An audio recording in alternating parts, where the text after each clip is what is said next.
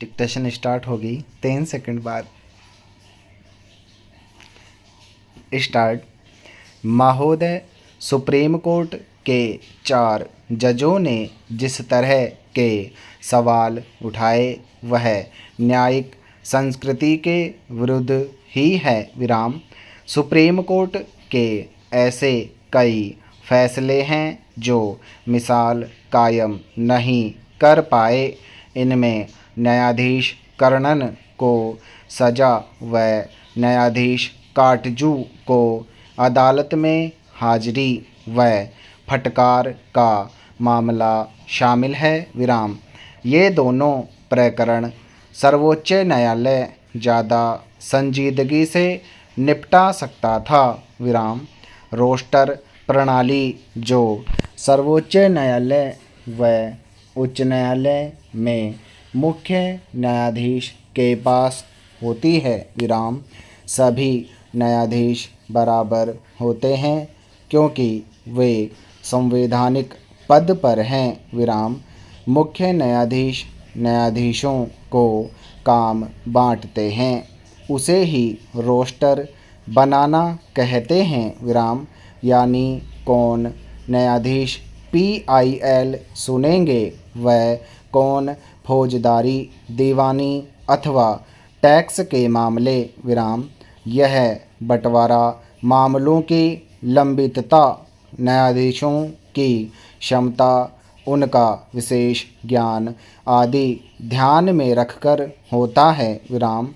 सर्वोच्च न्यायालय में सभी न्यायाधीश बहुत अनुभवी होते हैं विराम। 2G का केस न्यायाधीश PS सिंघवी ने सुना, जबकि वे 11वें नंबर पर हैं विराम। सर्वोच्च न्यायालय के ऐसे न्यायाधीश जिन्हें 2 साल भी नहीं हुए, उन्होंने कई महत्वपूर्ण विषयों में फैसले दिए हैं विराम।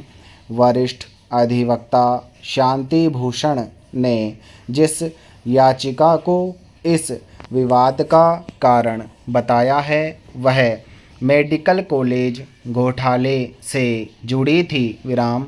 यह याचिका प्रशांत भूषण के NGO CJR की थी विराम।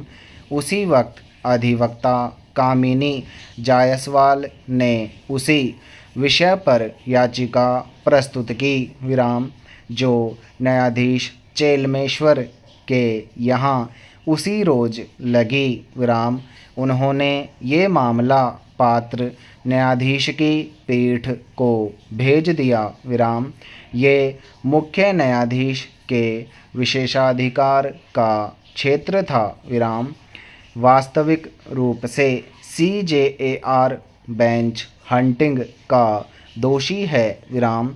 वे न्यायाधीश चेलमेश्वर के यहाँ याचिका चाहते थे विराम। ये लोग किसी वजह से मामले को उछाल रहे हैं विराम।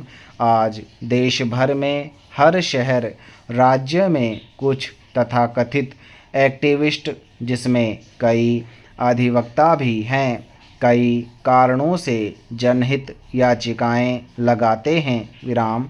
प्रचार में विश्वास रखने वाले न्यायाधीश उनकी तारीफ करते हैं विराम। रिटायरमेंट के बाद अपनी जीवनी लिखवाते हैं विराम। वंचितों को सामाजिक न्याय दिलाने के लिए शुरू हुई जनहित याचिकाएं अब कॉरपोरेट व राजनीतिक लाभ के लिए होने लगी हैं विराम। आवश्यक है कि जनहित याचिकाओं की परिसीमा नए सिरे से तय हो विराम। पैरा। सुप्रीम कोर्ट ने जिन 4 वरिष्ठ न्यायाधीशों ने अपनी चिंताओं को व्यक्त किया वह सर्वोच्च न्यायालय की व्यवस्था में गड़बड़ियों की आशंका जताई है। यह सिर्फ सुप्रीम कोर्ट में ही नहीं बल्कि पूरे देश की न्याय व्यवस्था में व्याप्त चिंताजनक परिस्थितियों का एक उदाहरण है विराम। फ़र्क केवल इतना है कि सब पर्दे के पीछे चल रहा है और जनता उससे अवगत नहीं है। विराम।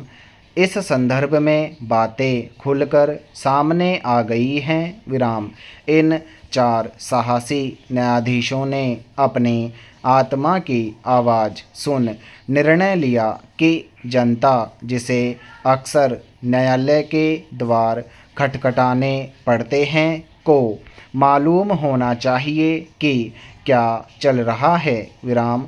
कईयों की धारणा है कि यह सब जनता के सामने नहीं लाना चाहिए था, लेकिन देश में अभिव्यक्ति की पूर्ण स्वतंत्रता दी गई है। विराम। यदि देश व जनतंत्र हित में उन्होंने महत्वपूर्ण उद्गार किया तो वे निंदा नहीं अपितु प्रशंसा के पात्र हैं। विराम।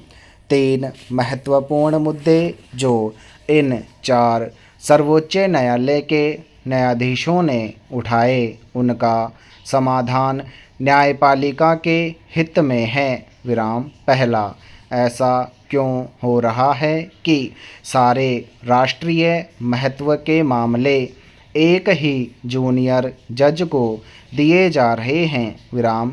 दूसरा, अभी तक मेमोरेंडम ऑफ प्रोसीजर जिसके द्वारा न्यायाधीश का चयन होना है, उसे सरकार दबा के क्यों बैठी है। विराम। तीसरा, Sahara Birla diaries, medical council of India और जज लोया मृत्यु case CBI special director Rakesh Asthana की नियुक्ति जैसे महत्वपूर्ण मामले कॉलेजियम में क्यों नहीं रखे गए। विराम। न्याय व्यवस्था की रचना इसी आधार पर की गई है कि यहाँ पर कुछ भी गुप्त नहीं रहता। विराम। इन्हीं सिद्धांतों को आगे बढ़ाकर न्याय व्यवस्था से संबंधित कोई भी प्रशासनिक बात भी खुली होनी चाहिए। संविधान ने न्यायाधीशों को असीम स्वतंत्रता व संरक्षण दिया है। ऐसे में उसकी जवाबदेही भी असीम हो जाती है, परंतु न्याय व्यवस्था के क्षेत्र में ऐसा भी देखा गया है कि ऐसे संरक्षण का दुरुपयोग होता है। अब जब इस तरह का खुलासा 4 वरिष्ठ न्यायाधीशों ने जनता के समक्ष किया है, तो बात चल रही है कि मामला सुलझा लिया जाएगा। विराम समाप्त।